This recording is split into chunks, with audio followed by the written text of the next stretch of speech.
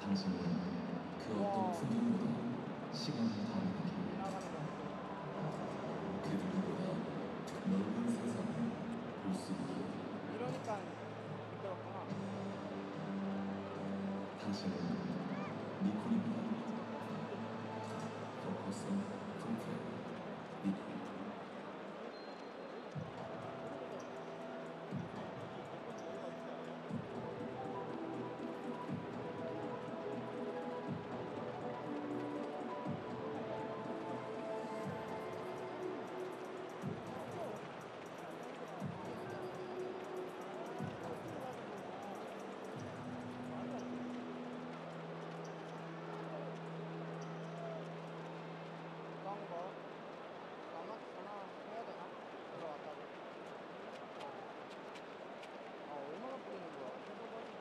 관중 여러분, 오늘 경기 승리를 기원하며 불문안가와 함께 투혼구호를 외쳐보겠습니다.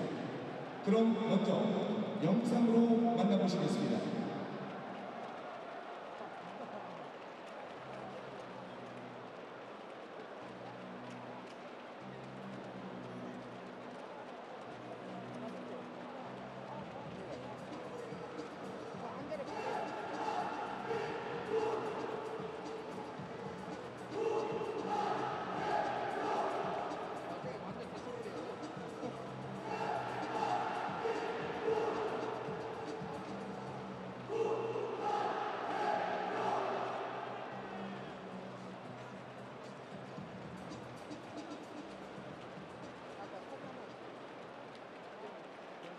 관중 여러분, 그럼 관중 여러분과 함께 우리 붉은 한마와 함께 투혼고를 함께 해보겠습니다. 관중 여러분 모두 함께 자리에서 일어나 클래퍼를 양손으로 높이 펼쳐주시기 바랍니다.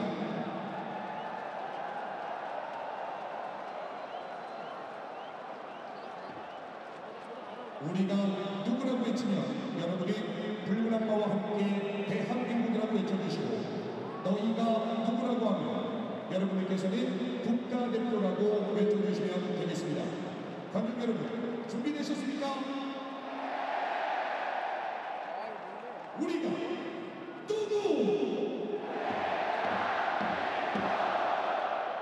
너희가 누구? 우리가 누구? 너희가 누구?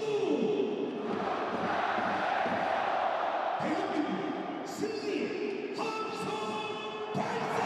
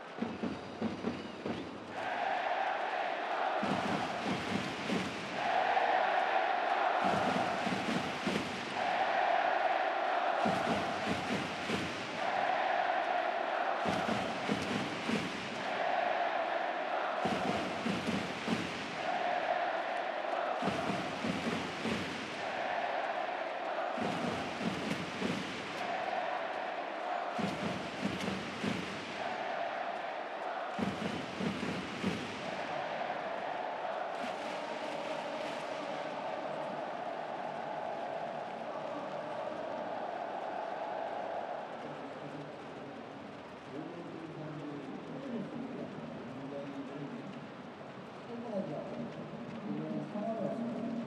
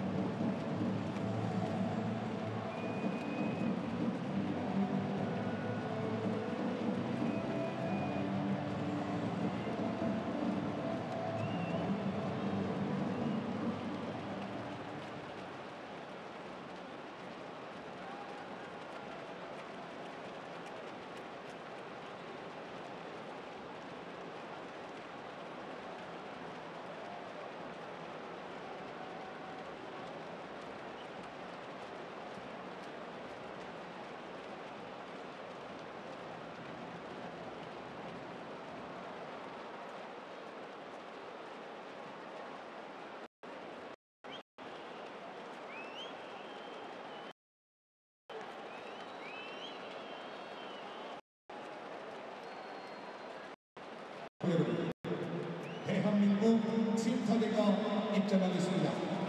Ladies and gentlemen, please welcome the Korean traditional marching band.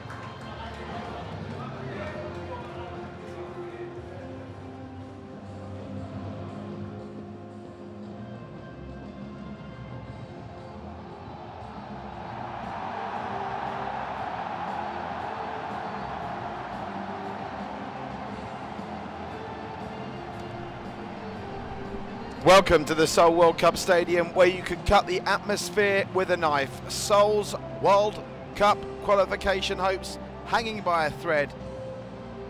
The 60,000 plus are crammed into the Seoul World Cup Stadium to hopefully see South Korea get back on track in their qualification campaign for Russia 2018. The equation is simple. They must beat here the already qualified Iranians to leave their fate in their own hands ahead of match day 10 on Tuesday when they visit Uzbekistan.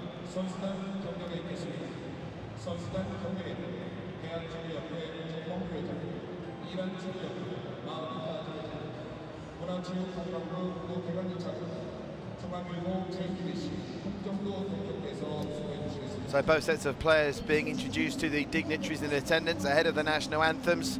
We will get official team news to you very shortly, but the main piece of news is the two big injury doubts for Korea, or two of the three big injury doubts for Korea, do play. Son Heung-min, who broke his arm in the last qualification game in the middle of June against Qatar, he is wearing a protective cast on that arm, but he played for Tottenham Hotspur in the English Premier League at the weekend, and he plays here tonight, as does Red Bull Salzburg's Hwang Hee-chan. He had a knee injury at the weekend, but he starts in this must-win clash. The bad news, but it was expected, Swansea City's Ki Sung-hyung is not fit to start, even though he was called up and joined up with the squad. This, of course, is new coach Shin Tae-young's first game in charge, promoted from the under-20s after the firing of Uli Stilecki after that disappointing defeat in Qatar. It's been away from home where South Korea have had their problems. On home turf, they're a perfect 4-0, but they have to try and get past an Iranian defence today that is yet to concede a goal throughout their whole third-round qualification campaign, all 8 games of it. We'll enjoy the national anthems, and then kick-off should just be moments away.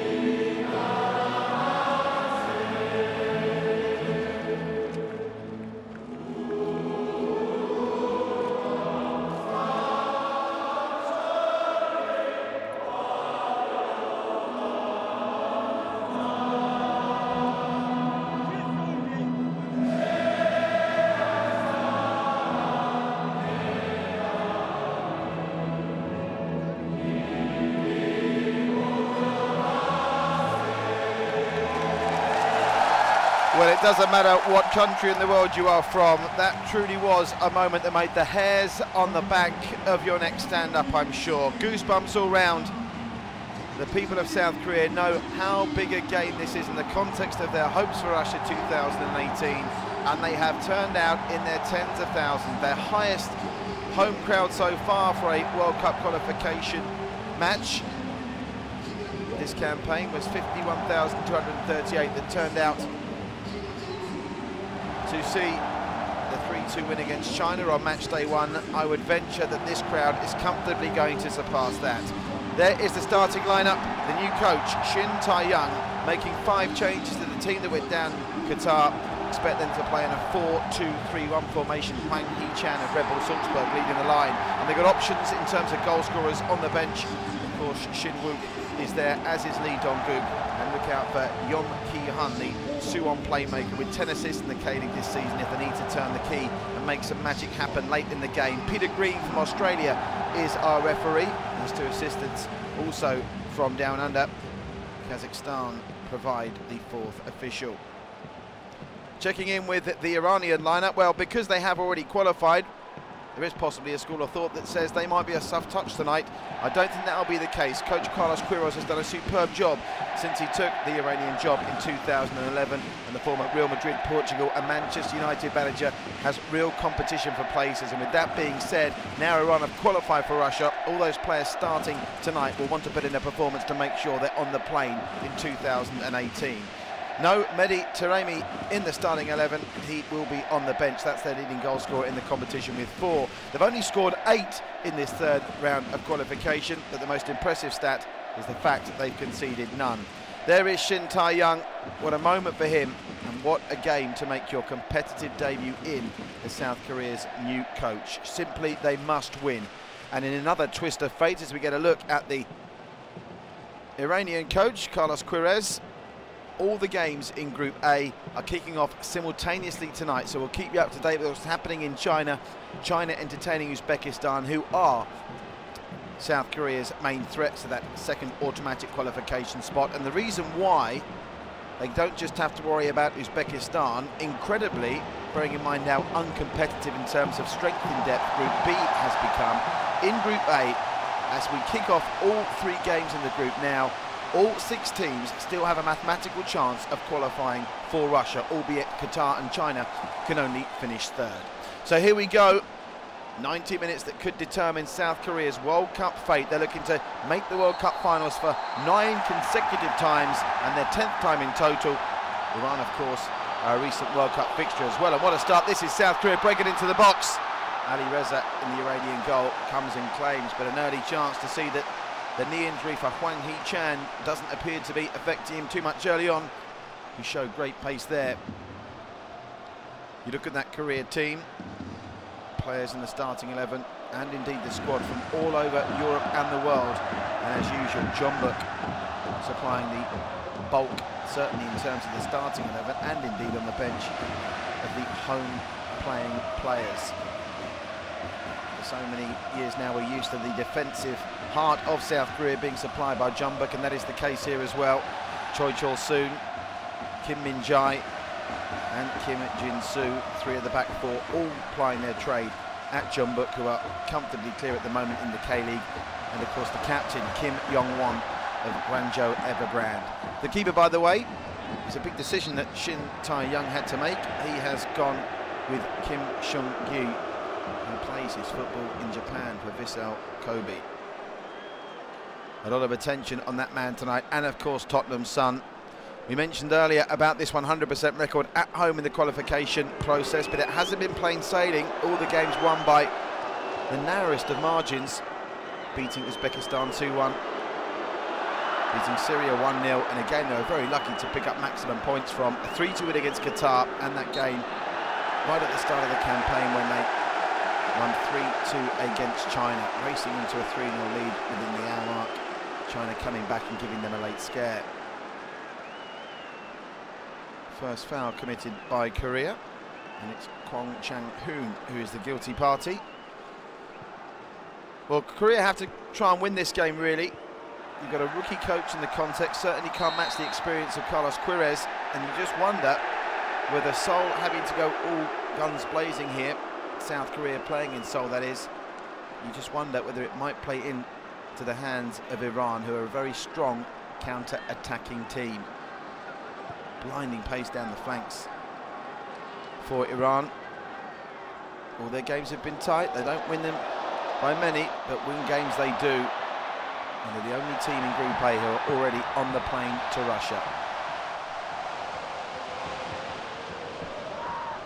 So still awaiting the first real opening here. I can tell you they've kicked off in the other two games, China, Uzbekistan, and Syria and Qatar. And we'll keep you up to date with those latest scores, and indeed, if there are scores, the impact it has on the table. Korea, as it stands, in possession of the second automatic spot. But if they don't win here, that could all change by the end of match day 9. Currently in second on 13 points, just 1 point clear of Uzbekistan, and that is their game on Tuesday in the final group match. South Korea, with this dreadful away record, have to go to Uzbekistan. They've lost 3 and drawn 1 of their 4 away games so far. And that's really what did for Uli Stilicki that Qatar loss. As we get a chance, Korea coming forward, the shot comes in. Well wide in the end. Kim Jin-soo. Expect to see Kim Jin-soo getting forward, the Jeonbuk Motors man. Hwang Hee-chan, I think a bit disappointed there that he didn't get a chance to get on the end of a through ball, and Kim Jin-soo is very angry with himself there. They've been far from impressive, Korea, so far. And Shin Tae-young, the 48-year-old, replacing the much maligned Uli Stilicki, has to turn things round and turn things round quickly. Well, Ashkan Dejega appears to have a nasty knock on the head, the former Fulham man, formerly without a club, not without controversy his recent career as well, but still captaining the national team. They're down to 10 for the minute though, Iran.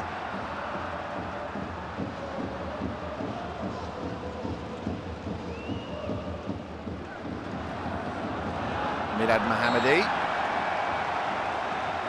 wins another free kick. What an atmosphere inside this Seoul World Cup stadium. I can tell you they were already in their seats and waiting for this action to start fully 90 minutes before kick-off. We could have our first 60,000 plus attendance for South Korea's third round campaign. So 5 minutes gone. South Korea had a couple of half chances, arguably probably only quarter chances, and Iran, as they've done so well in this campaign, making it difficult for them already, and this is the first chance for Iran to extend some pressure onto the South Korean penalty area. Into the penalty area they go, drawn back. There's a runner out on the left-hand side. It is Mohammadi. Mohammadi looking to get this back. South Korea doing a good job of pressing, and Iran forced to go back to poor Anajanji.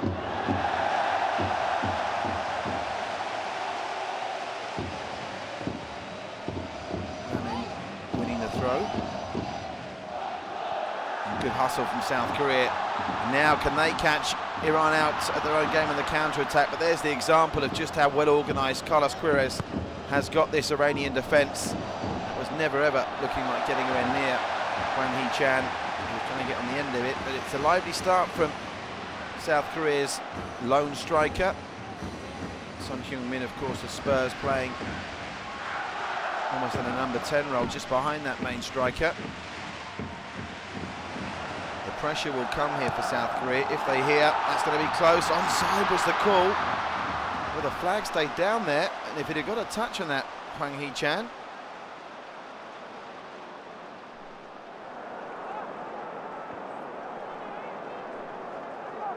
got interesting.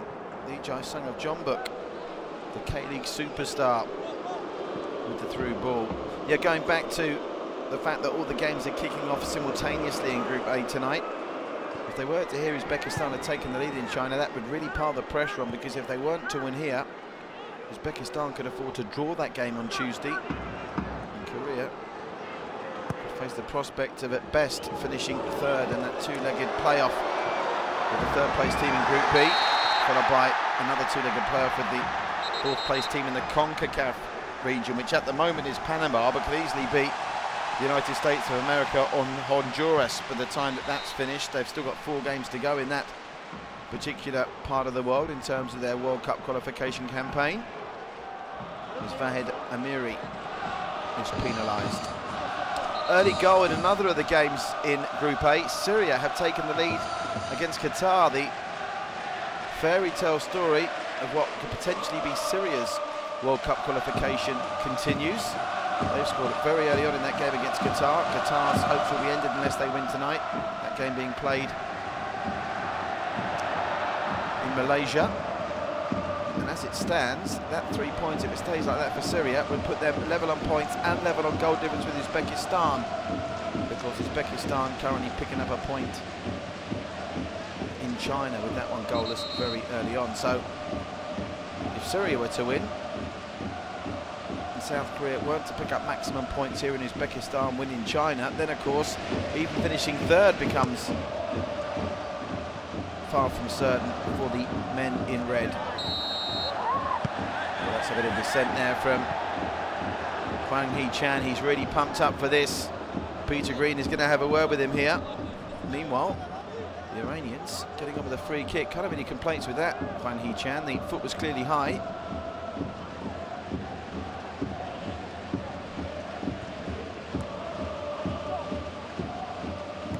Can South Korea do what no other team has done in Group A so far? Breach the defence of Iran. Long gap between this game and the previous one, remember, the middle of June it was when Iran were beating Uzbekistan and South Korea were losing in Qatar in a game that cost Uli Stalecki his job. And then we're going to get an early card here. We are going to get an early card here. That's going to help South Korea's cause. Mortiza Poulagiani shown yellow inside 10 minutes, and he's going to have to be very careful. And again, that was a sliding challenge that took the ball and the man. Hwang Hee-chan made sure the referee knew all about it. First yellow card, and it goes to Iran. And that is a problem with one of your defenders being carded early. He's going to be under pressure now for the remaining 80 minutes.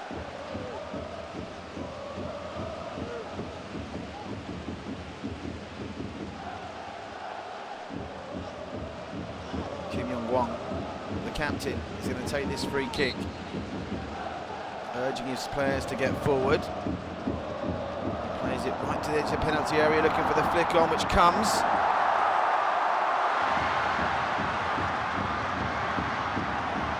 Nice from Lee Jae-sung, and Lee Jae-sung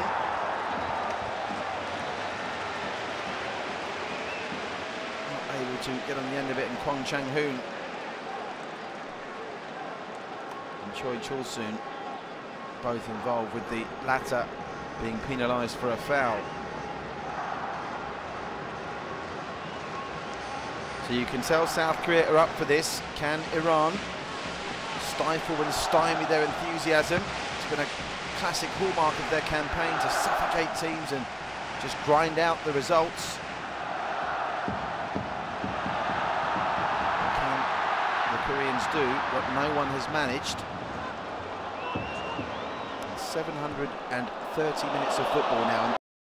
The men in white's defence, they're coming forward now, Iran, with that trademark counter-attack into the penalty area. Trying to bring it down was Gulchanejad.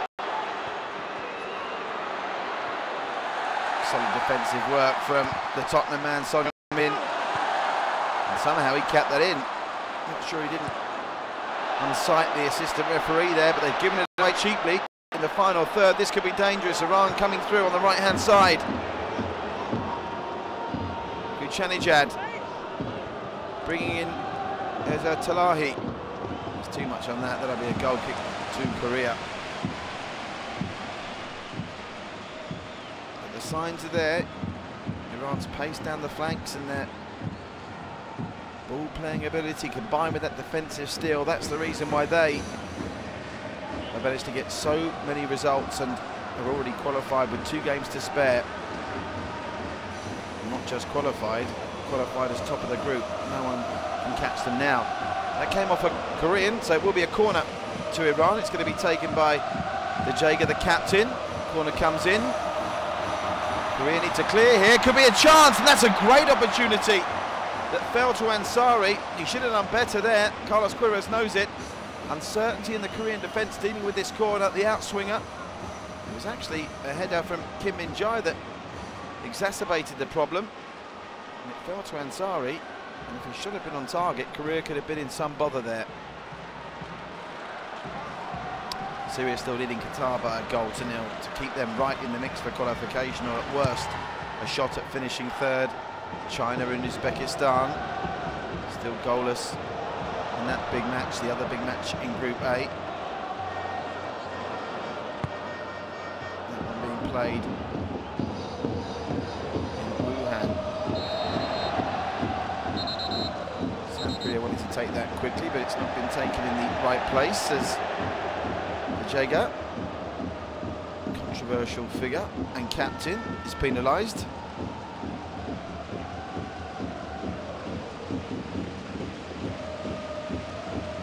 Interesting, the pitch is beginning to cut up just a little. Obviously, the stadium seeing a lot of action with the K-League in full swing now. Going to the closing stages of that. Now that's a dangerous challenge on the edge of the box. They want the penalty, Korea. They're not going to get it. They're going to get a free kick right on the edge of the box, and that was a whisker away from a penalty kick.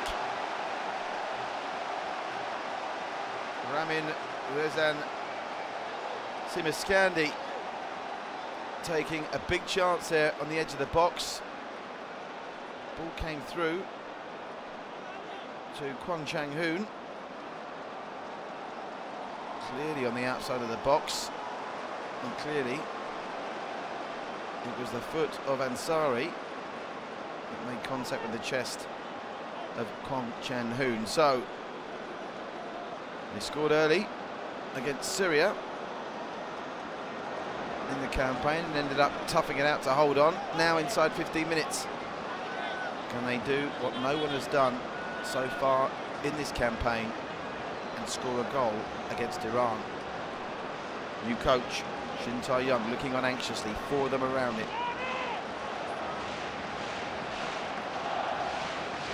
Lurking to pick up any spills from the keeper is Wang Hee-chan. He'd surely fancy Sun to have a crack at this.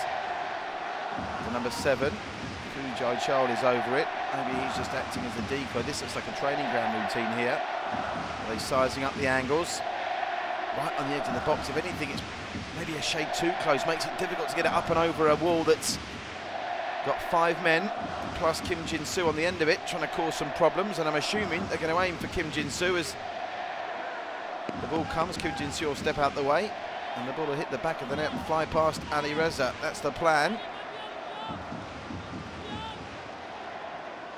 Carlos Queiroz assisting here in the Iranians getting their wall right, and he's not happy here.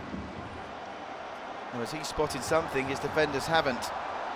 But it's going to be Sun, or it's going to be Chang-hoon. Surely it's going to be Song Kyung-min.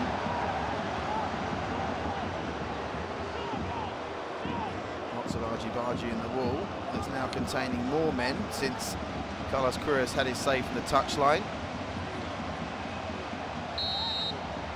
So, Chang-hoon or Sun? Chang-hoon or Sun? Option 1 or option 2? Chang-hoon is shaping up like he's going to take it. Is this the dummy? For Song Kyung-min! Took a deflection. Not quite enough height on that to get it up and over the wall. That's the problem. You can see the plan there. Choi Chol-soon was trying to get out the way of that. And did that come off a Korean, or did it come off Minad Mohammadi? And it came off Mohammadi, because Kwang Chang-hoon is going to take Korea's first corner. It's a decent one and a deep one, and coming in was Koo Jae-chol. And again, slightly better contact from the South Korea midfielder, and that could have been the opening goal. Did come all the way through to him. The dual attentions of Vahid Amri and Mohamed Ansari unable to clear it, and it goes down as the chance. So South Korea, with a free kick in a great position and a well-delivered corner kick following that, have had 2 half-decent opportunities. Syria still leading Qatar by a 1-0, and China and Uzbekistan still goalless. And while Korea aren't managing to pick up maximum points here, as long as they aren't managing to pick up maximum points here against Iran, they'll be desperate for that score to stay the same way in Wuhan in China. The tiebreakers, remember, should any teams finish level on points. at the end of the group stage is goal difference, and at the moment South Korea with a goal difference of +1, Uzbekistan a goal difference of 0. Not head-to-head, goal difference, then goals scored first. In terms of goals scored, South Korea 4 better than Uzbekistan, so unless Uzbekistan run right against China today, that could still work in their favour as well. Comfortably have a better goal difference than Syria, and certainly have scored more goals, 7 more. This free kick delivered deep, there's a tumble in the box, chance for 1-0! Just past the post, and Korea are pushing here. Jang Hyun-soo, Shin Tae-young, hoping they don't rue these missed opportunities later. It was a probing free kick. They were looking for the free kick, Iran, as Ashkan Dejega hit the deck. Just on the edge of the 6-yard box. Look at this, what a brilliant header across the face of goal by Kim Min-jae. Jang Hyun-soo, he should have done better, and Song Hyun-min knows it. The coach thought it was 1-0.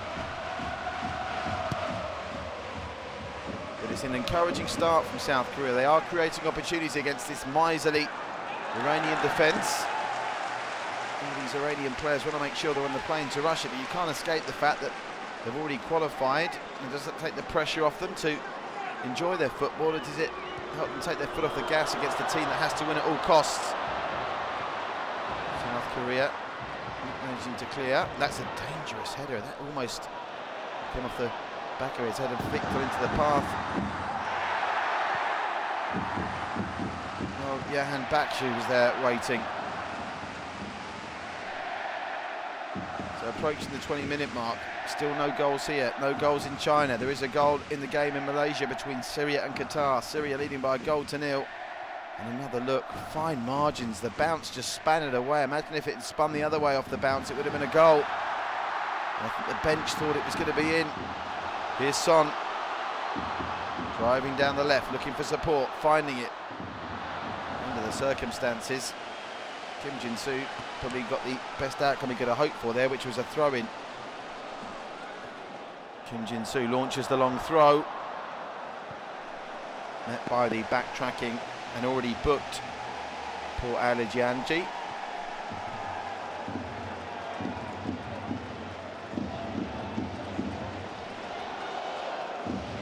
Kim Jin-soo just wiping the ball with a towel there for better grip. I can tell you they were heavily watering the pitch half an hour before kickoff.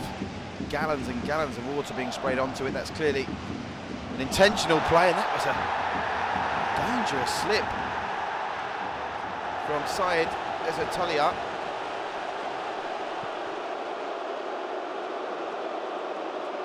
Lucky there wasn't a man in red lurking behind him there.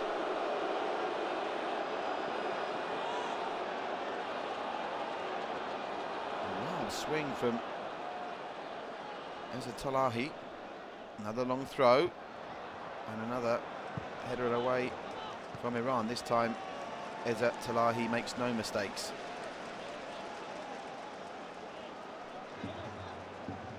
So they're employing this long throw repeatedly, but they go short this time. Song Hyun-min helping to give Kim Jin-soo the space for the cross, which isn't a good one. So frustrating they've not made the breakthrough here, as we get another look at that misjudgment. Oh, and it struck his hand on the way through on the back as well. Incredibly harsh to give that as a penalty. Although the laws of the game state that it doesn't have to be deliberate handball to give it. It does have to be, however, deliberate handball to pick up a yellow card. Now, Iran, having absorbed all that pressure, can they do what's become their trademark in this campaign and hit Korea and their opponents with a sucker punch? The energy level is good from South Korea, but Iran are making spaces. Vahid Amiri. Amiri with a cross. Keeper came, not sure he called for that. A little bit of confusion in the South Korean defence. There could be an opportunity building here for Iran. The ball's whipped in. Header comes. Falls to Amiri. Chance for Iran. I think the flag was up already. But you can sense the nervousness in the stadium here. South Korea have no margin for error. Carlos Queiroz can afford a wry smile. Not anyone you like there. Take a pick from two. Amiri certainly offside, as was Vuchanijad. So far, Kim Seung-gyu, the Vissel Kobe man who's got the nod ahead of Kim Jin-hyun to start behind the sticks, has had very little to do. And in truth and in fairness, Alireza in the Iranian goal hasn't had a save to make, even though the goal has been threatened. And it might be threatened again here. Lee Jae-sung. Still Lee Jae-sung. Iran try and clear. And goes as far as Choi Chol-soon. That's a clash. It's going to lead to the striker Hwang Hee-chan being penalised for Korea. But it's been absorbing. 23 minutes has flown by. Peter Green has had a couple of tough decisions to make. Just the one player in the book so far. That's Iran's defender Pourale Jianji.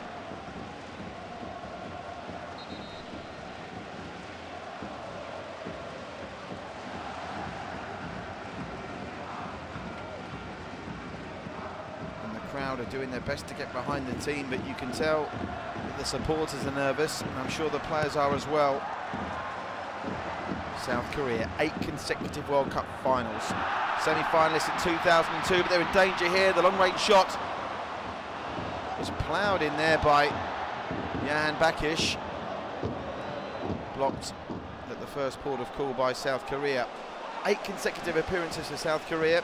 You add into that their appearance in 1954, and that's 9 on the spin. Semi-finalists in 2002, last 16 in 2010. Iran been at the World Cup finals 5 times. They've never progressed through the group stage.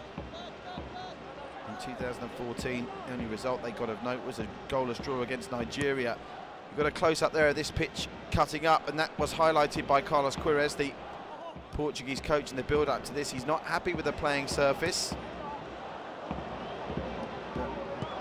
As they come to the tail end of a busy K-League campaign, these pitches have been very well used, and of course the FIFA tournament as well took place here that utilised the Seoul World Cup Stadium. That's another reason why the pitch may be cutting up. It has been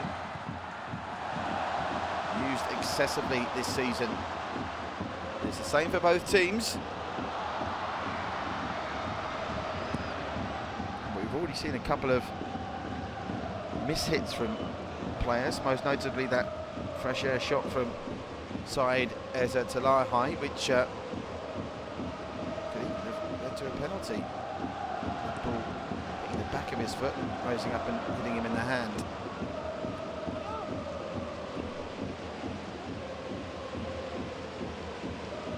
Four shots for Korea so far, none of them on target. 2 for Iran. In terms of possession, Korea certainly just about edging it, but Iran soaking up all the pressure and not without hope coming forward themselves, as the captain wins a free kick to Jaga.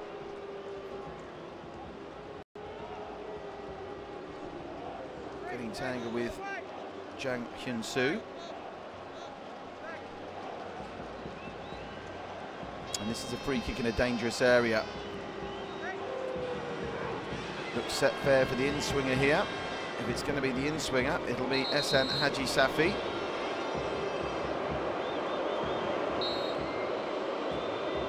Ehsan Haji Safi with a free kick. It's a dangerous delivery and well claimed by Kim Seung-gyu in the South Korea goal. And the break is on for Korea here. Trying to make a quick transition. The flag stays down for now. Half-hearted shouts of handball. Nothing doing, and Iran clear it high and long. Well played, well judged by Kim Jin-soo. And they're on the march here, South Korea, up to the other end of the park. That was an ambitious attempt at a flick by Kwon Chang-hoon. Never really going to get there. Choi Ja-chol trying to release, but you can see already why so many of Iran's games have been low-scoring affairs. They keep things very tight, and even though South Korea have been trying to launch very quick and rapid counter-attacks from the moments when Iran have been coming at them. Iran so well organised under the stewardship of Carlos Queiroz. They get back into place pretty quickly. That's a probing ball down the right flank to Choi Chul-soon. His first time ball brings in Lee Jae-sung. Oh, that's going to be a free kick there. Assistant referee has flagged for it as well. Vahed Amiri doesn't like it, but it's going to be another chance for Korea to implement a set piece. They've already had one free kick right on the edge of the area that Son Heung-min couldn't fashion a shot on target with. And of course, this peculiar situation where the scoreline in China is of massive importance as well, and of course the game in Malaysia, where Syria are currently the only team tonight of the three main contenders remaining for qualification to have scored a goal. That Qatar by a goal to nil. Half an hour played in that one, just under. 29 minutes played in this, and another chance for South Korea to test the Iranian defence. It's Son with a free kick, cleared by Iran, and then Lee Jae-sung clattered into Vahed Amiri. He's gone down, grabbing his hip.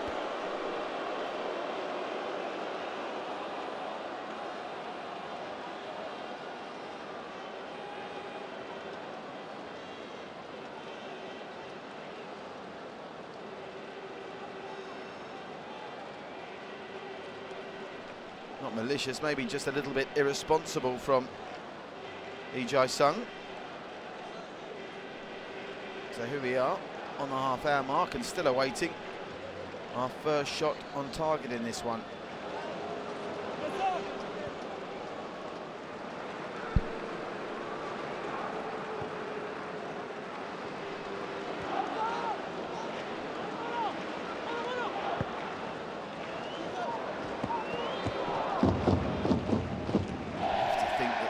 Korea need to win this game.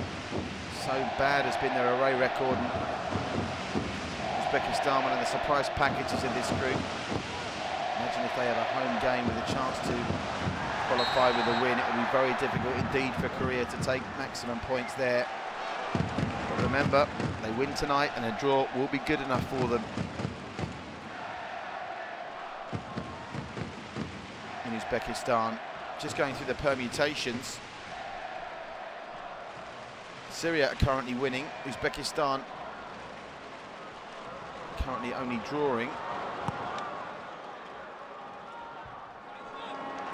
So a win tonight for South Korea, and if Uzbekistan only pick up a point, Uzbekistan would then have to beat South Korea by 2 clear goals to qualify. And of course, if South Korea were to win tonight and Uzbekistan were to lose, then South Korea would qualify for Russia tonight. So many permutations. You have to say, even though they started the night mathematically in it, very unlikely that Qatar and China are going to force their way into third spot, which is their only option for qualification now.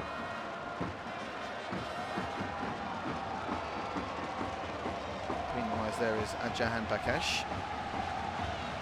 Taking the ball off the foot of Kim Jin-soo. I think Kim Jin-soo kicked into Bakash's foot. Free kick goes the way of the men from South Korea.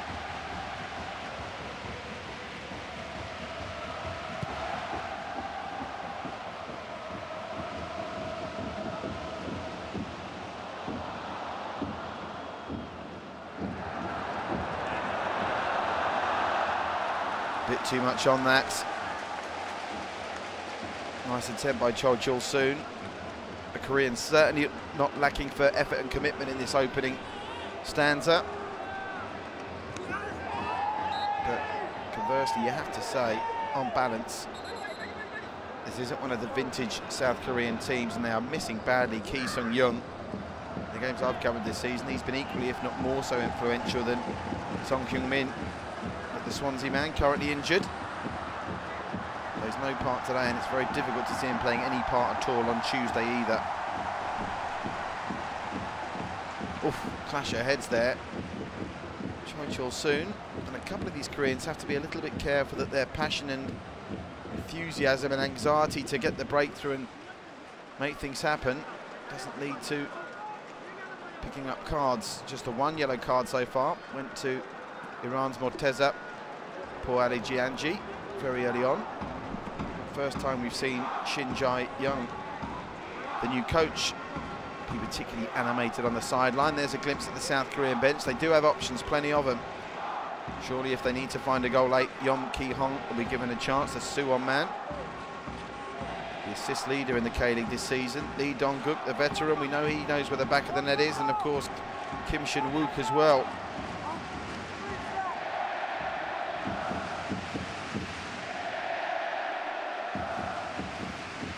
All the K-League players who started this game, four of them, all from Jeonbuk, three of the back four.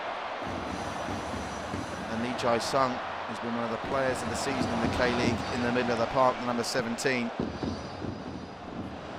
Still no goals in Wuhan. China 0, Uzbekistan 0, and Syria still leading Qatar by a goal to 0. And Iran for the moment managing this game quite well.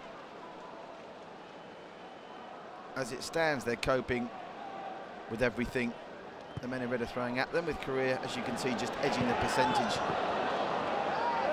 in terms of possession, but very little in it. Play on, says the referee. Iran wanted a free kick, they're not going to get one. South Korea nearly got one there. Nice change of direction from Choi Chul-soon. This is nice build-up play. Chipping it over the top, looking for Hwang Hee-chan. And they're saying corner ball there. South Korea want a corner, they're not going to get one. But that was nice, the passion, the first touch. You can see there the water splashing up from where the pitch was heavily drenched before the game started. Oh, that's a missed kick, it's going to lead to an unnecessary corner for Iran. Bit of uncertainty in the defence, and it's Kim Jin-soo who's come up with that mistake. Iran with their second corner of the game, and remember the first one caused a couple of flutters in the South Korean defence. Bearing in mind just how miserly this Iranian defence has been in the qualification campaign so far. No goals conceded in the third round. The last thing Korea want to do is try to have to score two. The Jaeger will take the corner. It was an outswinger last time that caused plenty of problems.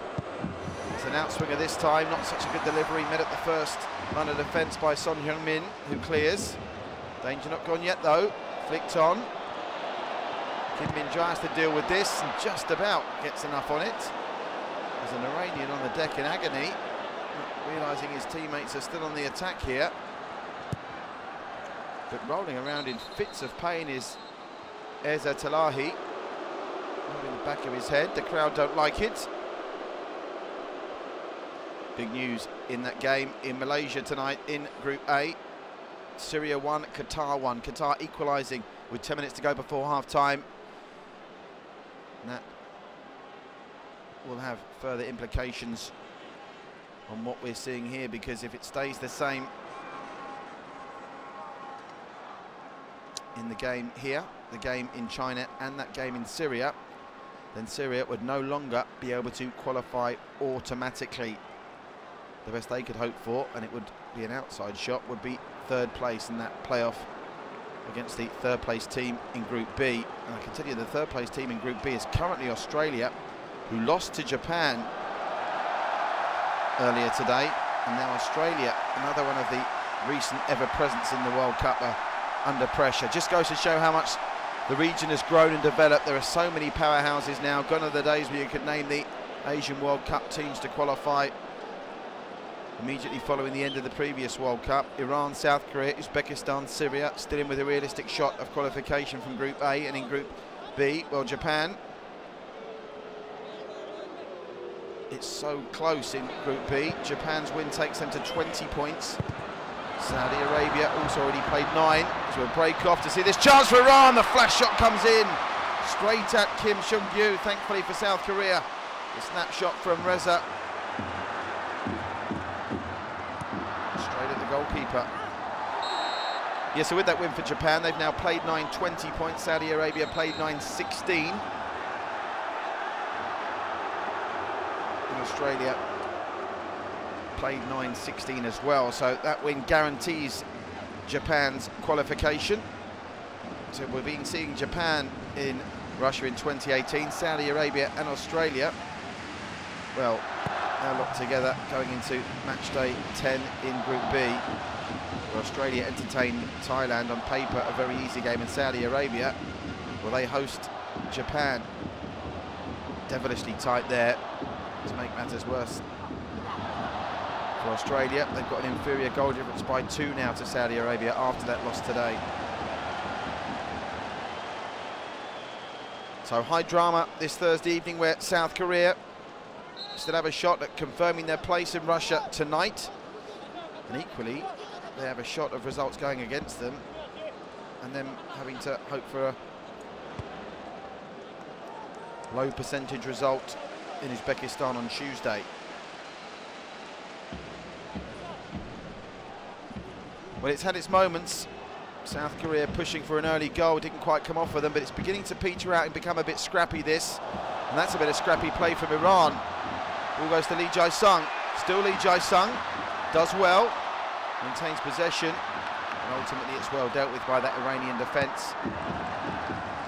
South Korea just hack it forward from their own halfway line. Kim Min-jae it was, and it'll be a throw to Iran inside the final 6 minutes now of this first half in Seoul.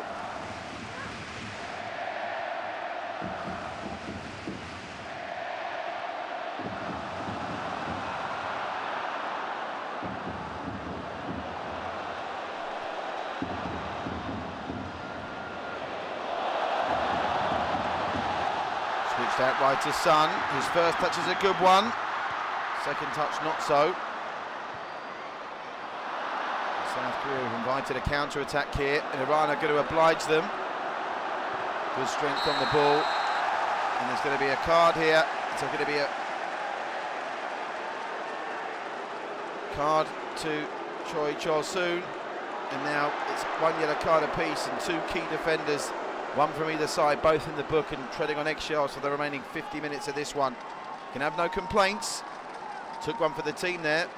The Jaeger was the man that was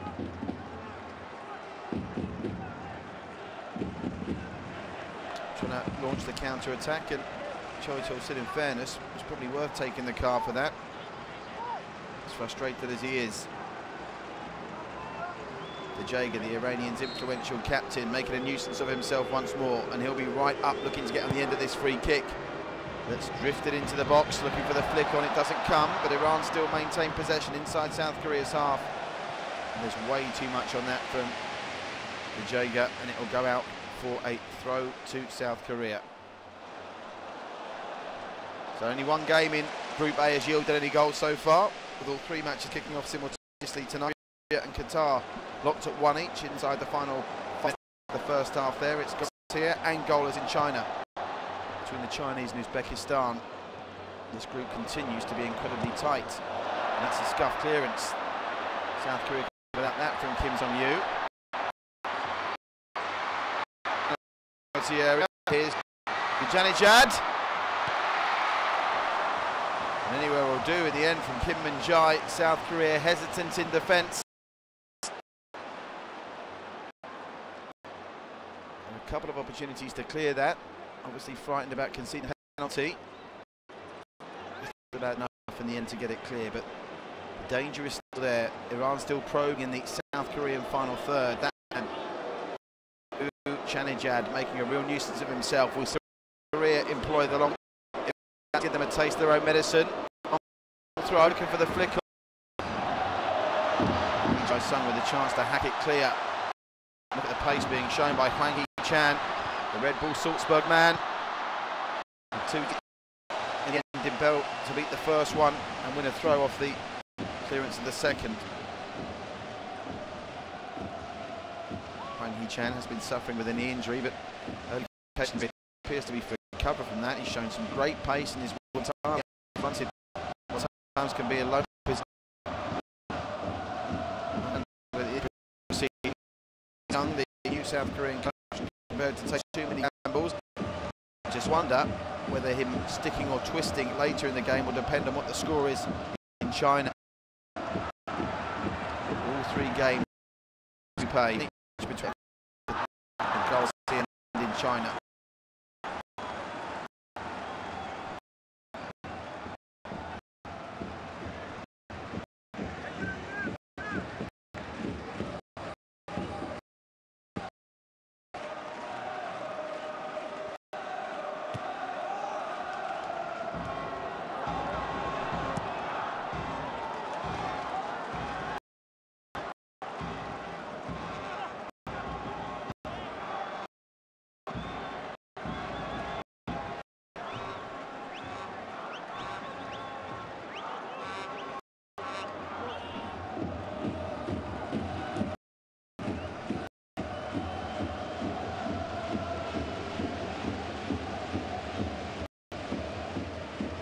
So last couple of minutes of this first 45, could be a minute or two for stoppages as well. Which is the one shot target, and it came in the 30 minutes. New challenge, Steve in Korean penalty area, but his snapshot straight at Kim Seong-gyu, who did enough to keep it out. Here's Son, quite quiet first half, had one free kick and a he couldn't make any magic out of. Flick-on was looking for Hwang Hee-chan, but again Iran managed to get it clear. Very good Iran after they get the ball clear, pushing up. Once again to put through Hwang Hee-chan. I wonder whether he'd have been better served there going for goal from distance. He's asking a lot of Lee Jae-sung to find his striker from that position with so many white shirts around him. And here come Iran again on the counter. They'll be looking to play this down the right-hand side, surely. Comes to the right. Back inside. Here's Ehsan Haji Safi.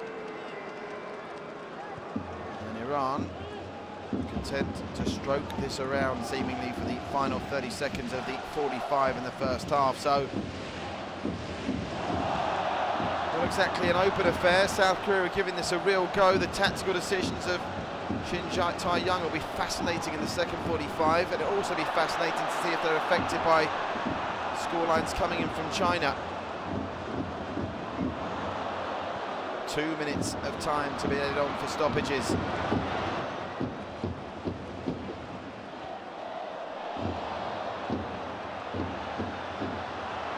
South Korea got time to launch one more attack before the half. Switched out to the right-hand side. Some space to work with for Kwon Chang-hoon. Inside looking for Hwang Hee-chan. Korea still pushing. It's a fantastic pull through, just failing to get to Kim Jin-soo there, who was rushing down the left. Here's Hwang Hee-chan, still Hwang Hee-chan into the penalty area. And Iran hack it clear. And then Ollies, they've just got 90 seconds to hold out to send this to the break goalless.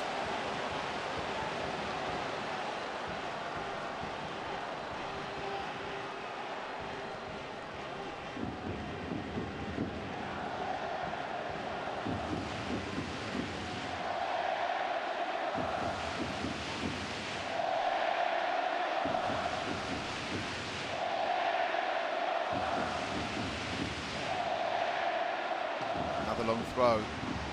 This time it passes the first line of the Iranian defence, but is headed clear well by the second. The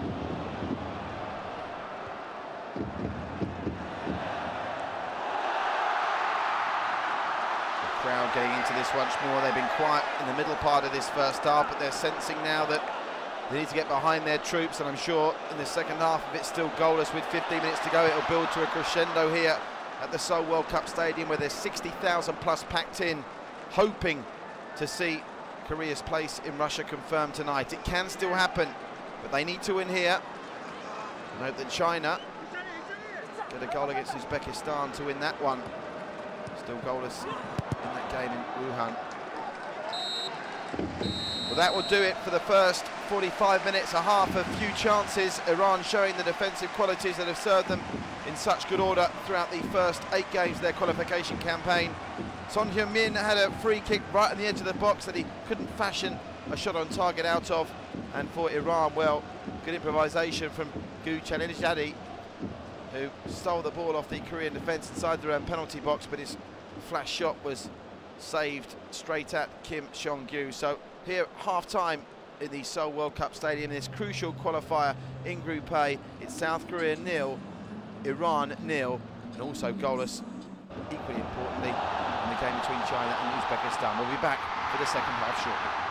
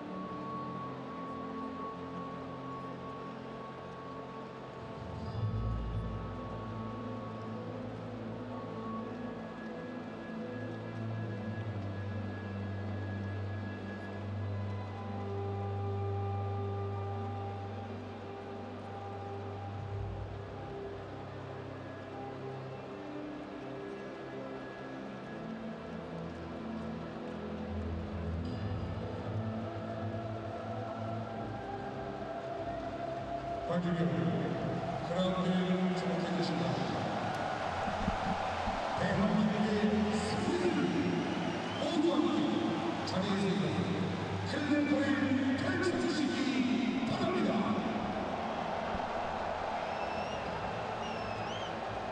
오늘의 승리를 모두 함께 외치겠습니다. 우리가 뚜루! 너희가 뚜루! 우리가 뚜루!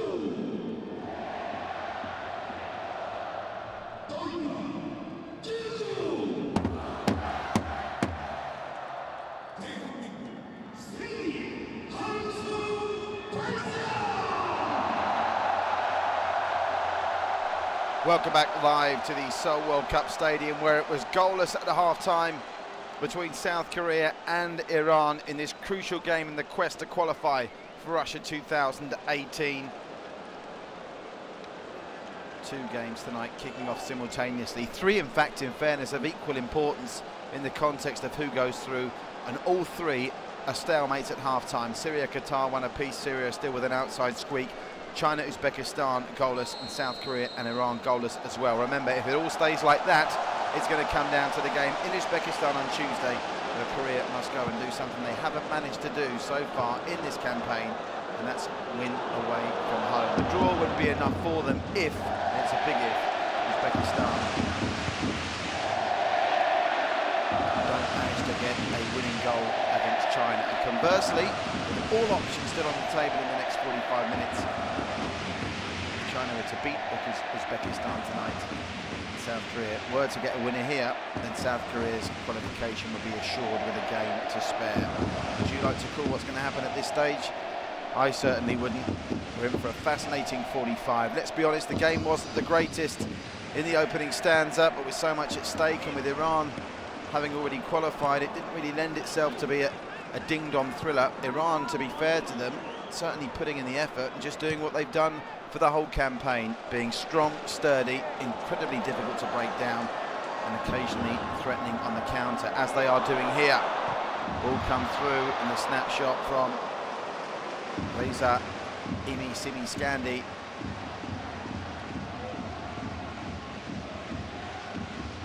Nothing like on target, just the one shot on target in that first 45 minutes. A bit of defensive uncertainty in the box from South Korea led to Gu Chanijad being able to fashion away a shot that was straight at the goalkeeper Kim Song-gyu, and he dealt with it well enough.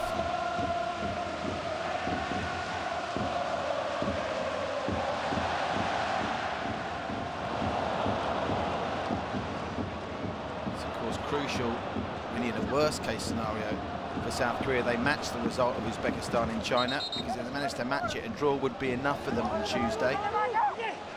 But should Uzbekistan better the scoreline that South Korea come up with here in around about 44 minutes time, then it will be they that can afford the draw. Simply put, South Korea need to keep up their 100% record at home, but they're defending early in the second half. Long throw's going to come here from Amiri. Amiri's throw, it's a decent one, met by the head of Jang Hyun-soo. And now Lee Jae-sung will have a chance to clear properly. All he can do is run it out of play. So the pressure's still there.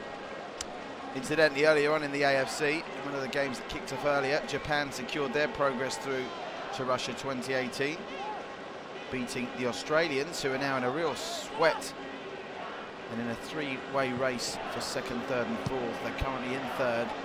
Saudi Arabia level on points with them. UAE 3 points behind, but goal difference should at least ensure that Australia, at worst, you'd have thought, get a playoff spot, because they have a game, don't forget, to come against Thailand at home, and Thailand have been consistently the weakest team in Group B. Group A much tighter. All 6 teams with a chance of qualification going into this match day. Doesn't look like that's going to be the case for Qatar and China come the end of it, unless they can rustle up wins against Syria and Uzbekistan respectively. Iran, of course, already qualified off the back of that 2-0 win against Uzbekistan on match day 8, a match day that saw South Korea, who we're watching here, go down 3-2 to Qatar, and that was the match that cost Uli Stilecki ultimately his job. Shin Tae-young, what a game for him to be stepping up from the under-20s here. Big pressure to come up with a win, or at the very, very least avoid defeat.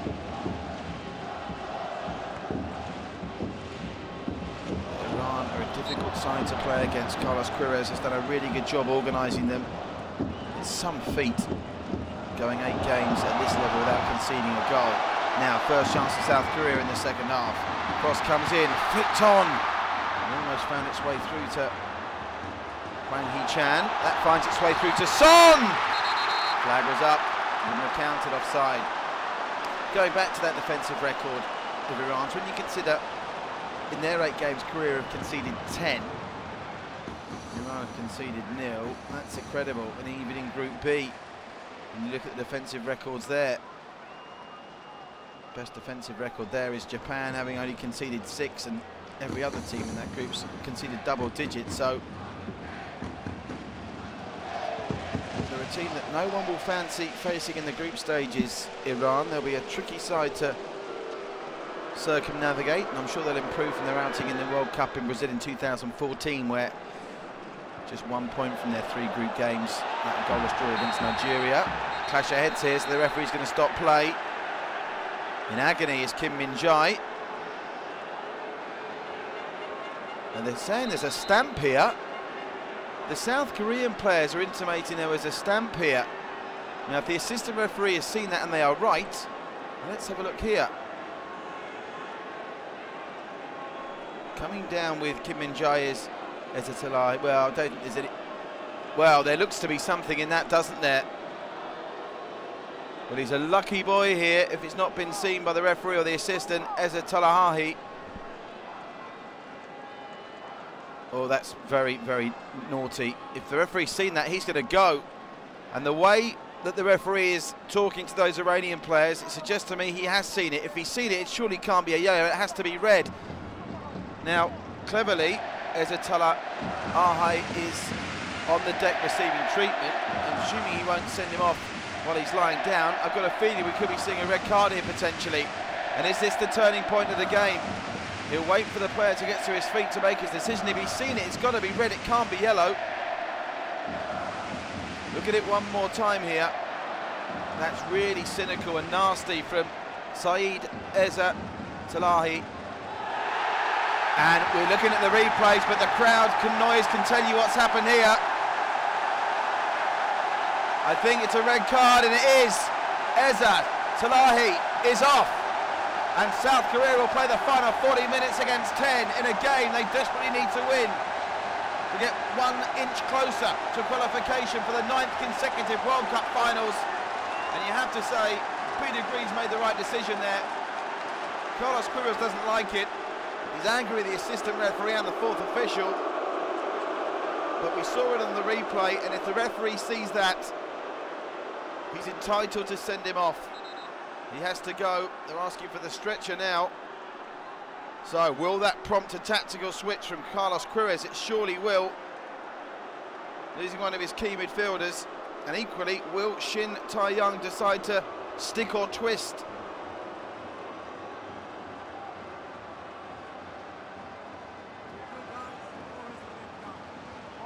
Well, this is going to lead to a lengthy stoppage here. We're up to at least 2 minutes on this stoppage already.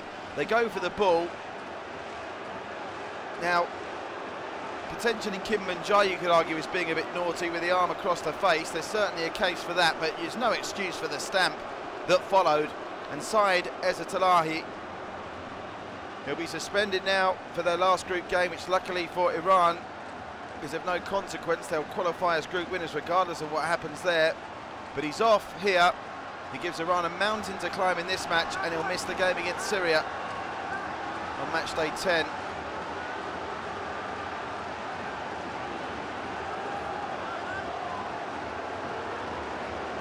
Queiroz is furious, but when he watches the replay, surely he can't have any complaints.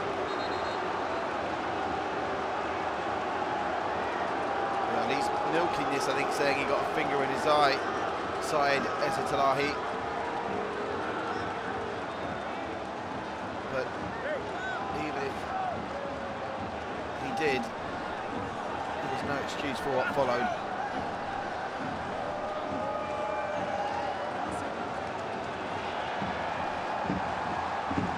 And straight away, they make a change.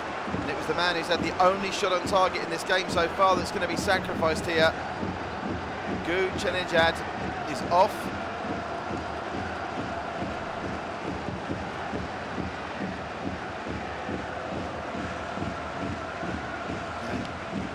And in his place will come another midfielder, Ali Karimi. So maybe a question of just a slightly more defensive mindset with that change, and obviously a fresh pair of legs to boot.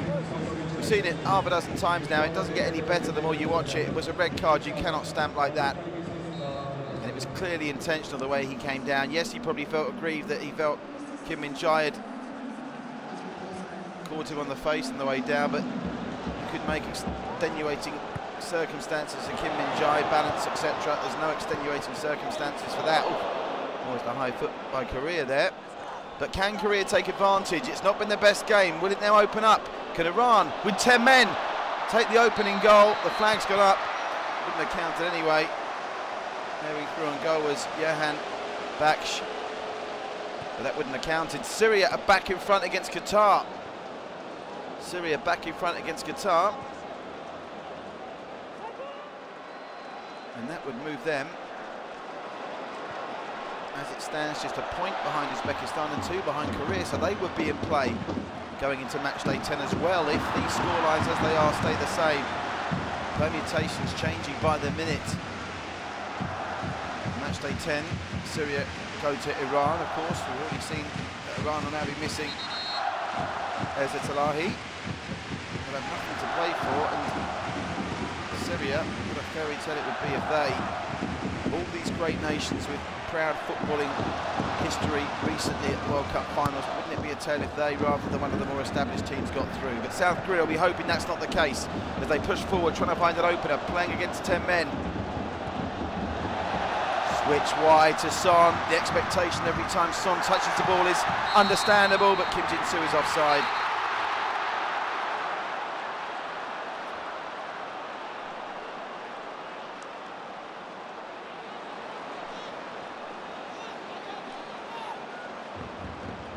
Son managed to stay on, but quite clearly Kim Jin-soo wasn't. Correct call. Officials having a good game here, I think. I'm sure the Iranians won't agree, but red card was the right decision, and that was a spot-on offside call as well.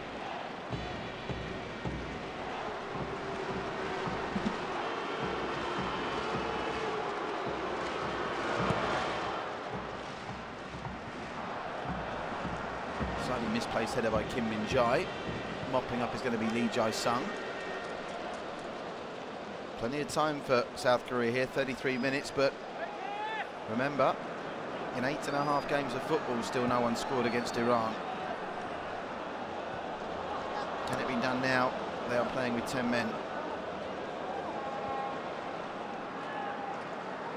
And still, Shin Tae-young yet to make a change. We're 3 minutes before the hour mark. If the change is going to come, you'd imagine it would come there. And the change has to come, really. They need to freshen it up, South Korea. They've got options. Yoon Ki-hun, the Suwon man. He could be just the player to come on here and thread through a pass that makes a difference.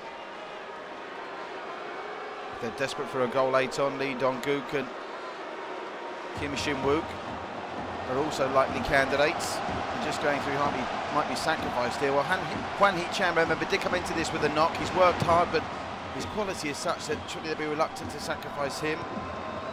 Maybe Jang Kyun-soo could be the man to make way. We'll find out very shortly, because the substitutes, as you just saw, are warming up.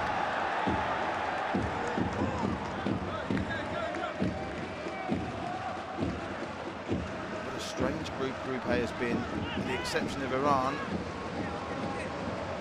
This three-way battle between Syria, Korea and Uzbekistan seems to be getting tighter as each match day passes. more cut and dried.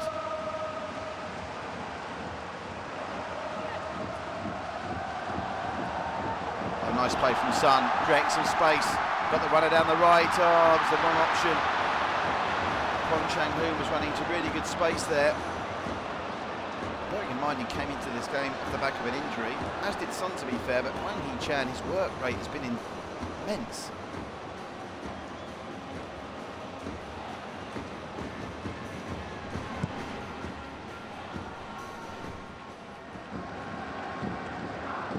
Korea now, that possession stat surely only going to go one way now.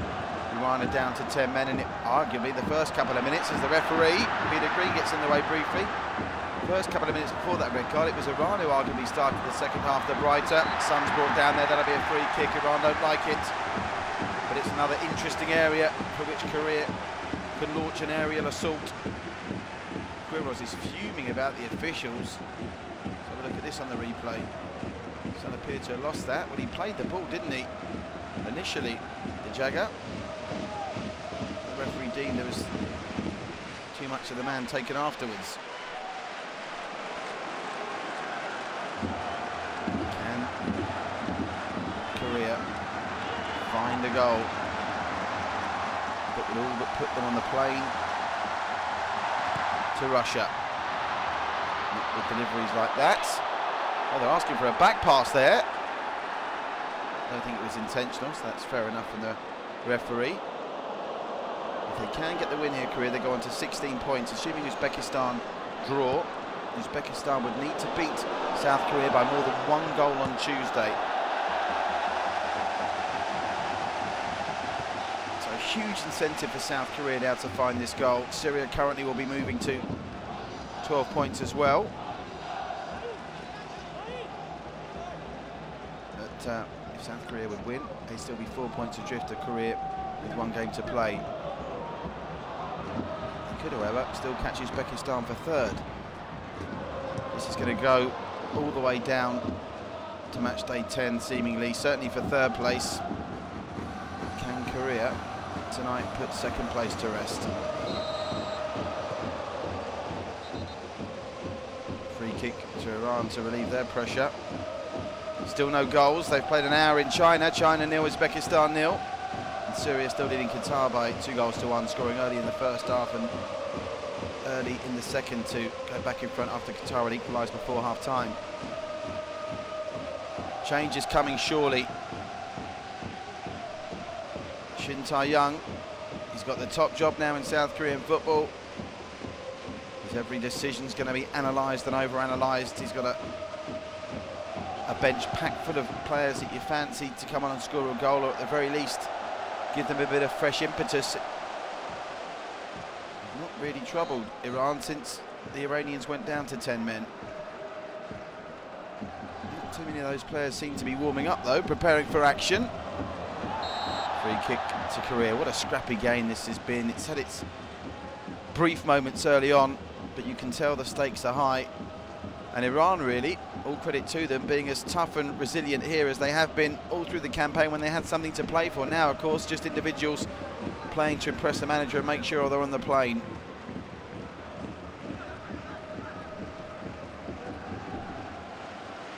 The 62 minutes of football, just 1 shot on target, and it so far has been the Iranians who are the only ones to force the keeper into a save. Oh, that was a wild lunge there. He was lucky he didn't make contact. Yahan Bakish going to get it back as well. Yahan Bakish tries the cute flick through.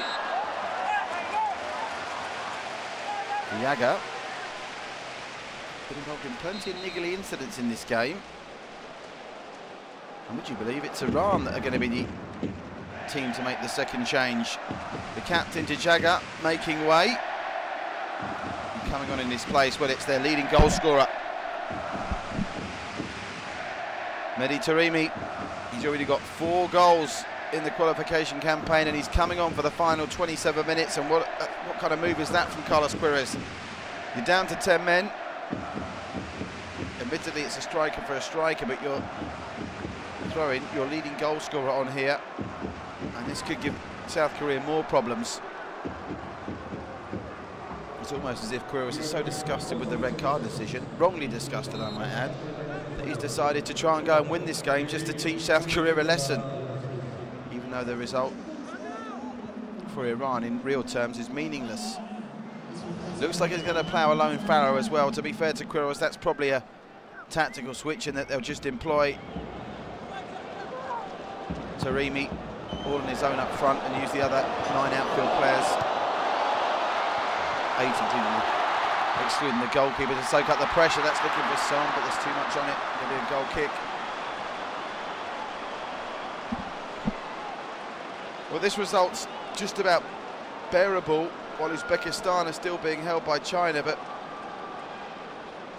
they'll be kicking themselves, South Korea, if China get a late winner there and they can't pick up all 3 points here. There's so much evidence to suggest that it's not a fluke that Iran have gone now 784 minutes in this group phase without conceding a goal. Son keeps trying to find the magic pass to open up the defence. It's not quite happening, and you get the impression now it might be a moment of magic from Son or even Hwan Hee-chan to turn this game around for South Korea. They've got the numerical advantage, but so far they're not making it count.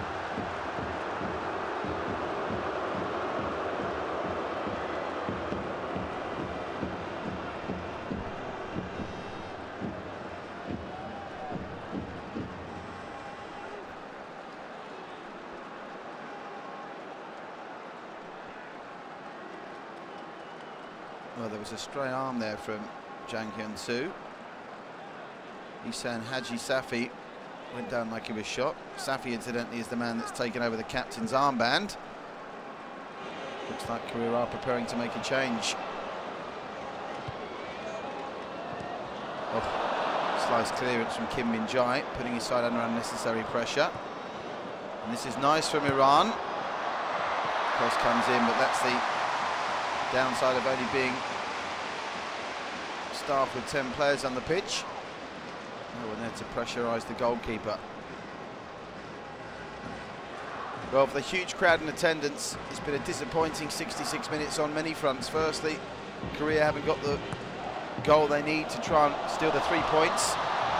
And secondly, it's not really the best game of football you'll ever see, but when Iran come to town, you can't really expect a goal fest.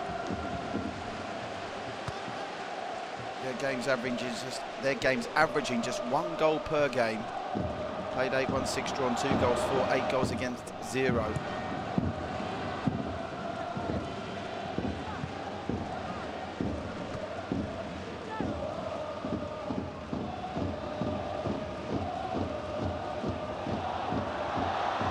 Nice thought there from South Korea, but it's a very slick service. Despite the fact it's cutting up, the service still remains quite slick, and that ball was always going to have a little bit too much juice in it for the on-rushing Lee Jae-sung.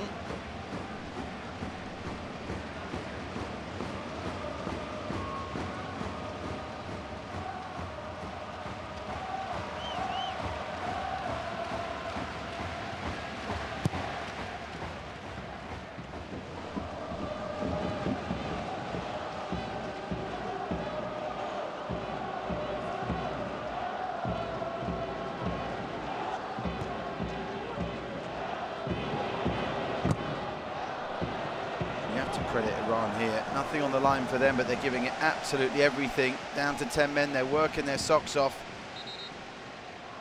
Whatever Carlos Queiroz thinks of the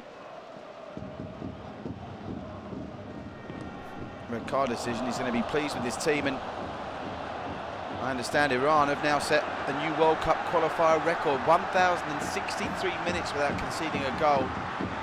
That's simply astonishing.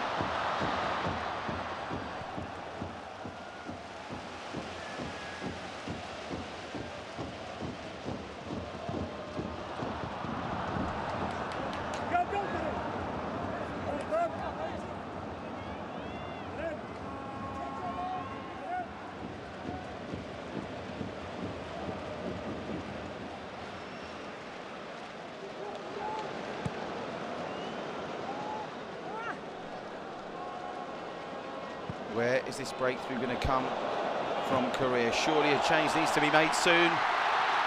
It's just not happening for them in the final third. Somehow managing to keep possession was Hwang Hee-chan, who's worked incredibly relentlessly throughout the game so far, but they still haven't fashioned a shot on target here, and they don't really look like doing so. Who's going to come up with a moment of magic to turn this game in South Korea's favour? They've got every advantage going for them now, playing against 10 men, and that's the first real piece of danger in the 6-yard box of the Iranian penalty area. Iran go down again looking for a free kick, nothing doing. Here's Son. They're just so solid in defence, these men in white.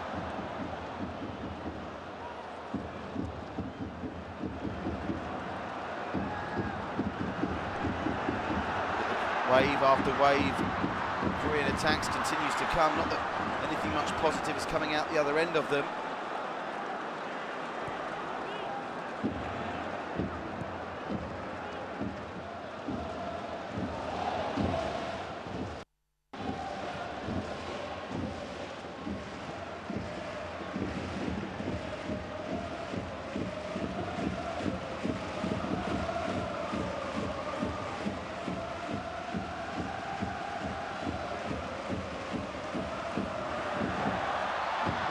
First time cross into the middle, but no one's there. How on earth can you deliver a cross like that? Really well placed on the edge of the 6-yard box when you're trying to chase a game and win against 10 men and not have someone following that in.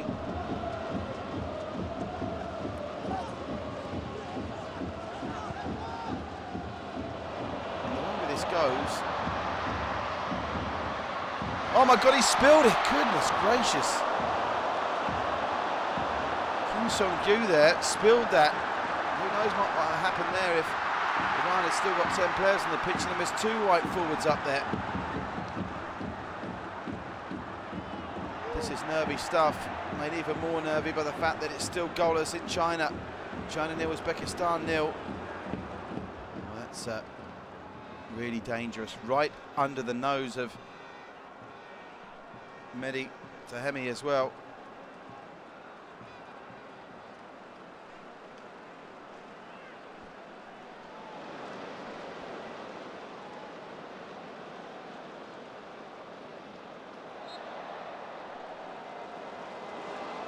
When is this change going to come from South Korea? Got to come soon, surely. We're inside the final 20 minutes now. You can see the tall, imposing figure of Kim Shin-wook. He looks like he is readying himself. Can he get into that penalty area and make a nuisance of himself amongst the Iranians? He specialises in that at club level.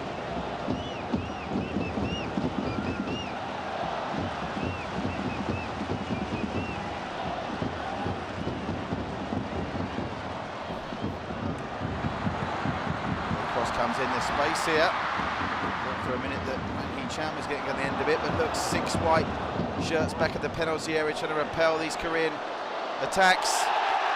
Free kick given. Well, remember they had a free kick in A1 territory right on the edge of the penalty area in the first half. Song couldn't do anything with that. That one was arguably too close to be in a position to get it up and over the wall. This one possibly a bit too far away, but we're going to find out very soon.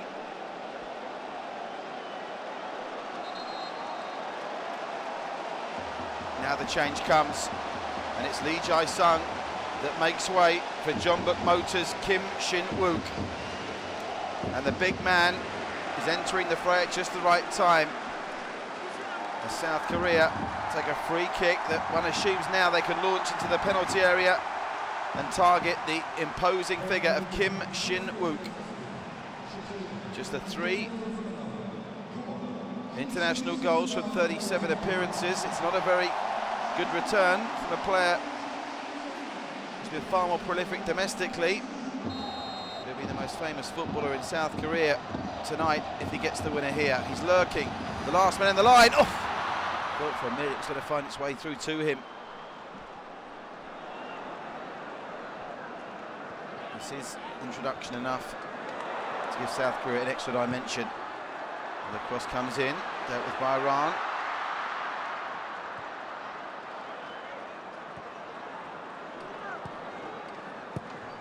on the balance of play when you watch this game back, have South Korea done enough to deserve to win it, even playing against 10 men? You'd have to say the answer at the minute is no. To take nothing away from the organisation and the Iran defence.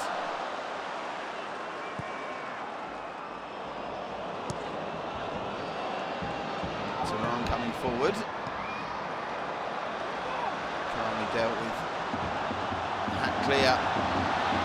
Looking to release Hwan Hee-chan. What a tireless shift he's put in.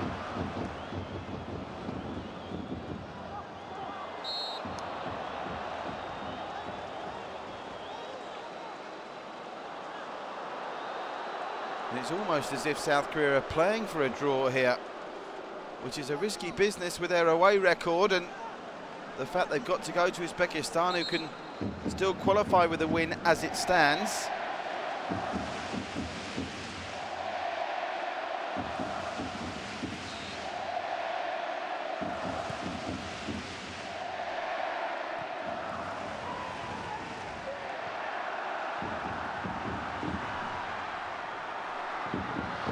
Kwon Chang-hoon down the left.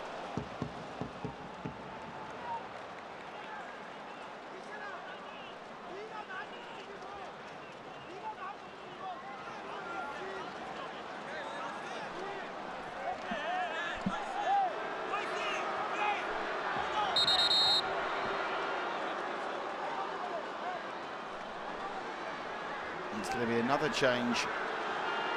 Iran utilising their third and final substitution. Vahid Amiri is coming off. Ruzba Chesmi coming on.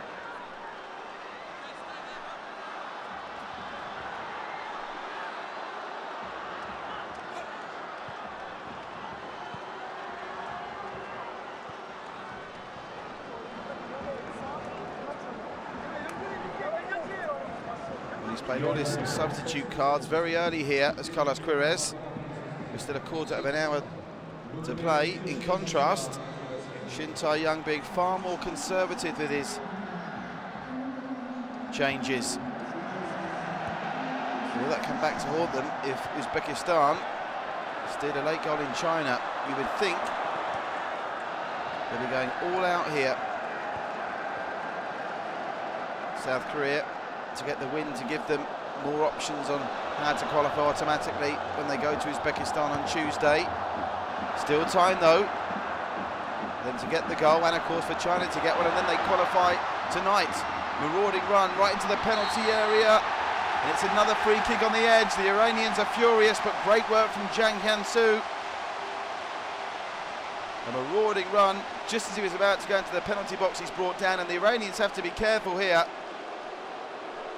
Just the one yellow card, which went very early in the first half to Poor Alianji. And we've seen one free kick that was probably too close to the edge of the box, one that was too far away. This one is just perfect, and I'm sure Heung-min Son fancies this and some. Son is over it. It would suit the natural left footer a little bit more, you'd say.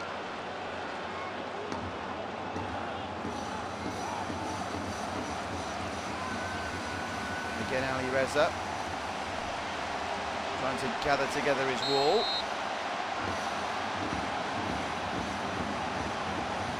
Kim Shin-wook, and then looking to get on the end of it. Son leaves it, shot comes in, just over the bar. Good effort from Kwon Chang-hoon, but just a little bit too much height on it. And I think the keeper may have had it covered anyway. Yeah, I think he probably did. Too central. But it suited the strong left foot of Kwon Chang-hoon. If that had been on the other side, you could have bet the mortgage on Son Heung-min having a crack from that kind of distance. Updating you on the scores in the other games, it's still 0-0 between China and Uzbekistan, and Syria still lead Qatar by 2-1.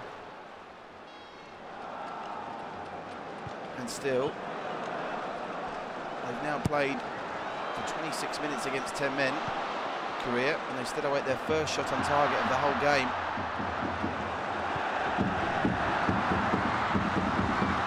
And Iran, well, you wouldn't know they're playing with 10 at the moment.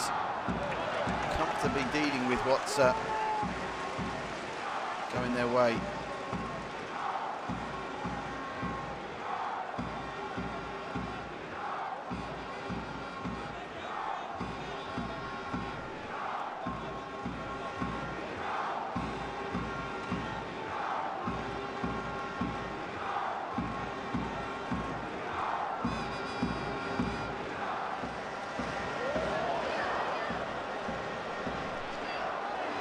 Here come Korea from inside their own half. Well, that was very, very tight. Yeah, it's gone out. Hwang Hee-chan was trying to control that on a sixpence right on the touchline. Couldn't stop it going out of play. So it's now or never ready for South Korea. Do they want to go for the 3 points? It would force Uzbekistan to beat them by more than 1 goal on match day 10 if they don't beat China. Or are they happy here to get a point?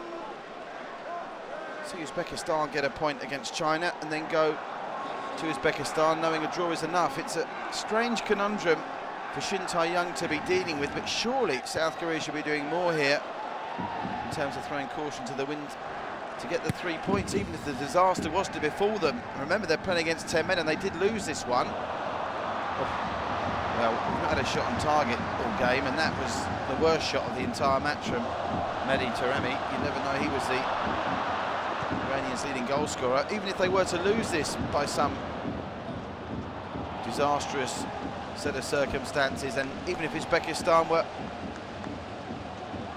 to snatch a late winner, they'd still be 2 points behind Uzbekistan and playing them in the last game, albeit away from home. So all they're playing with now is you get the win. If Uzbekistan don't win tonight, they're forced to beat you to go through. If you draw here, Uzbekistan draw, still taking the same gamble, I suppose, but still surprising, particularly bearing in mind it's not beyond the realms. China get a late goal, and then a win here would have qualified them anyway.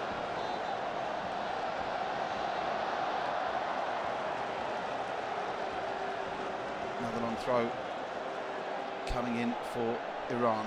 Inside the final 10 minutes now, still goalless at the Seoul World Cup Stadium. And that throw is easily dealt with by Choi Chol-soon. I'm sure Iran will just be happy to keep possession here. Keep it away from the 11 men of South Korea.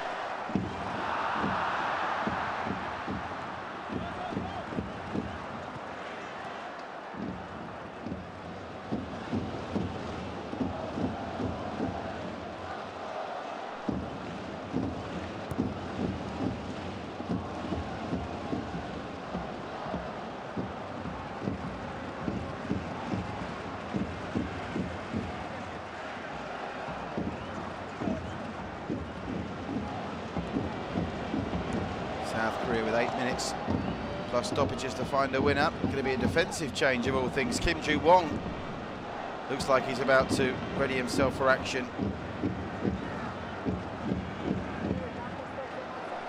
Kim Ju-young of maybe China fortune. He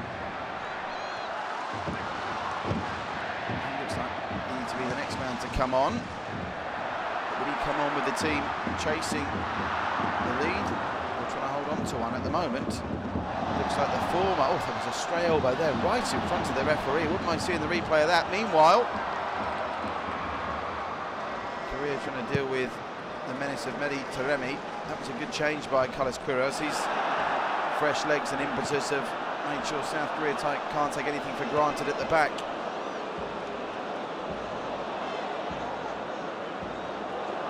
And that's where one that a little bit too physical for the referee's liking from Taremi. Now, Korea's next change, Kim Min-jae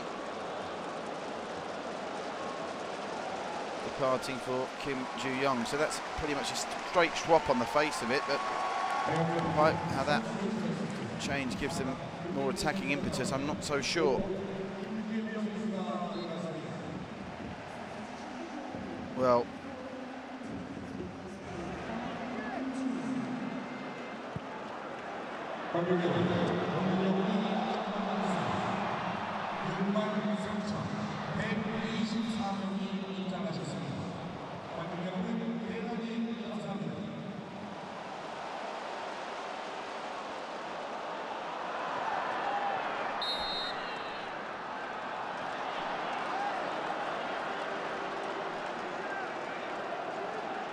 been a disappointing game this, and even more disappointing for South Korea when I tell you the news that I'm about to give you. China have scored in the 84th minute against Uzbekistan. China now lead Uzbekistan by 1-0, and I think that is what Shin Tae-young is just being told, and that means if South Korea can find a goal here in the final 5 minutes, if South Korea can find a goal, they will qualify for Russia. So the scoreline here is goalless, but I can tell you it's not goalless in Wuhan, China. China lead Uzbekistan by a goal to nil. It was a penalty. So Uzbekistan are trailing. South Korea can end this now, but they've got to find a goal to do so. Trying to buy a cheap free kick there from Kim Shin-wook. So surely that message has got through to Shin Tae-young. The crowd don't seem aware of it, otherwise you'd sense them urging the players on. I'm sure it'll start filtering through soon, but there definitely seemed to be a reaction to something said to Shin Tae-young there. China lead. And with Syria leading as well, it makes the race for third spot very interesting as well, but South Korea don't want to be concerned with that. They want to be concerned with match day 10. They could end this now. If it stays as it is in China and South Korea steal a late goal here, South Korea are on the plane to Russia in front of 60,000 of their own fans. Will they rather do it here or in the hostile environment of Uzbekistan? Chance! Looked for a minute that it was going to go through to Kim Shin-wook, but the keeper did well. And now the pressure's on the rookie manager at international level, full international level, I should say. Shin Tae-young, he's just swapped a defender for a defender when a goal would see his team qualified tonight. And of course, if Uzbekistan end up losing, doesn't really matter. If South Korea lose here anyway, they still have to go to Uzbekistan to try and get a draw. Because if Uzbekistan do go on to lose that game and South Korea get a point here, there'll only be 2 points between them, and a win for Uzbekistan would take them through automatically. So surely South Korea now are in a position where they can throw caution to the wind and qualify for the World Cup, despite not being at their best for large swathes of this campaign with a game to spare. But where's the moment of magic going to come from? Where's the inspiration? Where's the player in red capable of unlocking the door that's been a tough Iranian defence? Well, in normal circumstances, you say Son Heung-min would be the man, but he's been quite quiet by and large today. The greater threat seems to have come from Hwang Hee-chi. And here comes the final change to try and make things happen. On is going to come Lee Dong-gook. Lee Dong-gook, the third and final substitute for South Korea. The Jeonbuk Motors man will come on to try and score the goal to take South Korea to Russia. But will he need to? Cross comes in, and again, where are the players attacking the 6-yard box for South Korea when a win can qualify you for the World Cup finals? I just wonder who he's going to sacrifice here, Shin Tae-young. Surely it's not got to be like for like, it's got to be a bold move to go for it. Here's Hyung-soo, plenty of space on the right now, chipped in by Choi Chul-soon. Iran will have time and space to clear. This change is surely going to come the next time the ball goes out of play, and here it does come. So who's it going to be? Is this going to be a bold move? Well, not really. Hwang Hee-chan, who's done tireless work and looked really sharp at times, but hasn't quite got the breaks. He's the man sacrificed, and on comes Lee Dong-gook. And listen to the crowd. They like that change. the John Book Motors man winning his 104th cap at the age of 38. Wouldn't it be a fairy tale if it was he that qualified Korea for Russia? Won't be doing it on that play though. Kim Shin-wook penalised.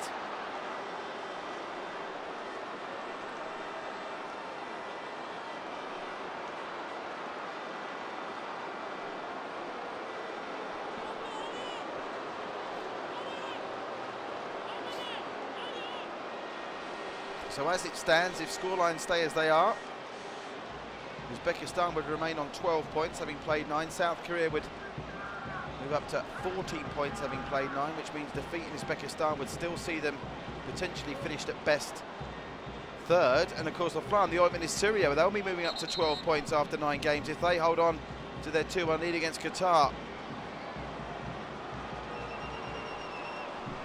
Lee Dong-gook just given a couple of minutes to make an impact here. I hate to say it, but Korea haven't done enough, and Shin Tae-young doesn't appear to have made enough of the tactical advantage given to them by playing against 10 men, and if they don't steal this late on, he's going to come in for some flack in his first full game in charge. Over the top, looking for the hero Lee Dong-gook.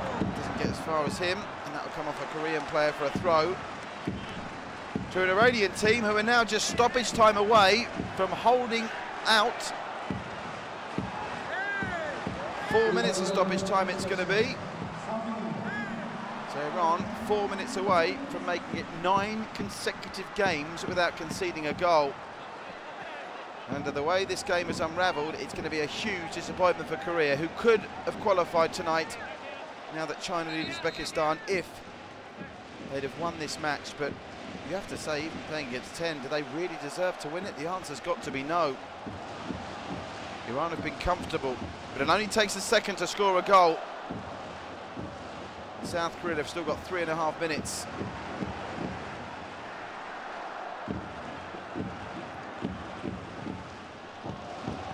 Kim Jin-soo launched into the box. Goes back as far as Jang Hyun-soo. Not many options here for South Korea. They're going to be forced to go back. Look at this, playing against 10 men and they're being forced back. There's just no way past this rock-solid Iranian defence, or is there? Could fall to Lee Dong-gook! Well, ambitious to say the least. This is an opportunity missed, you have to say, for South Korea. They're into time added on in China as well. The Chinese still leading by a 1-0. Added time also in Malaysia, where Syria lead Qatar by 2-1. We've had no goals here, and a South Korean team who probably haven't done enough to deserve the 3 points that would have seen them qualify with other results going their way as they have. And Shin Tae-young, not been the greatest way for him to launch his national managerial career, and surely now Iran, with nothing to play for, can't steal this, playing with 10 men. They're going to try and even launch an attack. Complaining if they didn't. Yeah, it's corner flag time, I think. Playing this down to the corner flag and forcing South Korea to go coast to coast from one end of the pitch to the other. South Korea try and buy a cheap free kick there, and they do. Want to take a receipt from the referee for that one. That looked like it was bought. But you have to say, largely for a huge crowd here, must be around about 60,000 in the Seoul World Cup Stadium, it's been disappointing. And still, after all these minutes of football, 92.5, just the one shot on target, which went to Iran in the first half. Reza Uchanijad.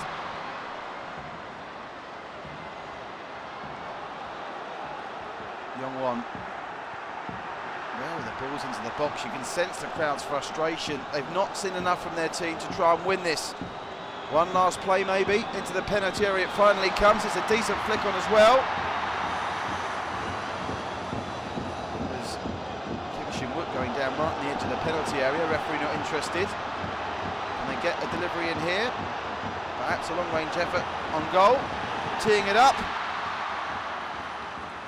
was Jang Hyun-soo. Into the final 40 seconds. No shots on target so far. Can they make one that's the telling one in the final seconds? It's Son trying to fashion space for a shot. Still Son into the penalty area.